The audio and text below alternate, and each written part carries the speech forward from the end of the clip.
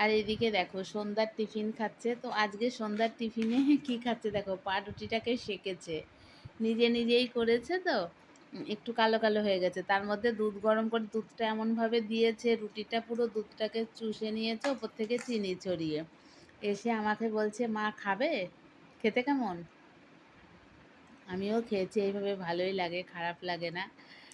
তো সকালে একবার নিজে নিজে পাস্তা বানিয়েছে, আমাকে আবার ম্যাগি করে দিয়েছিল।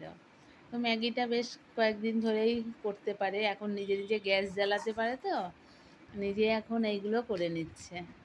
সকালবেলা একবার নিজের টিফিনে নিজে পাস্তা করে খেয়েছে, এখন নিজেই গ্যাস জ্বালিয়ে দুধ গরম করে পাউরুটি সেকে নিয়ে আমার কাছে এসছে, মা খাবে?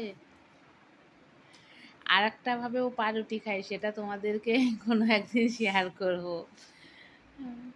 মানে কোনো জিনিস ভালোবাসলে মানে কত রকমভাবে যে খাওয়া যায় সেটা আমার মেয়ের থেকেই জানা যায়।